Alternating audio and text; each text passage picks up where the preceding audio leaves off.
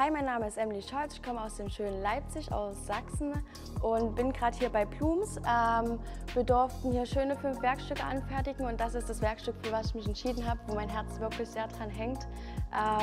Wir hatten mal in der Schule ein Thema Social Distancing und da ist auch das Grundgerüst entstanden, was mir auch sehr wichtig war, mit diesen Kreissymbolen zu symbolisieren, dass gerade in Corona-Zeiten trotzdem alle Menschen miteinander verbunden sind.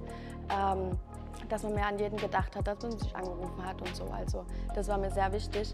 Und trotzdem der ökologische Aspekt dahinter, dass es aus natürlichen Materialien besteht, aus abbaubarer Steckmasse.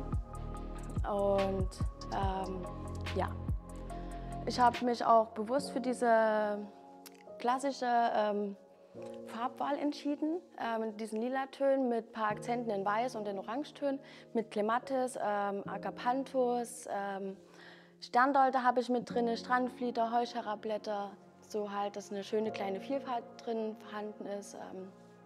Ja, es hat mich auf jeden Fall gefreut, hier zu sein. Es war eine mega schöne Erfahrung, sehr gerne wieder.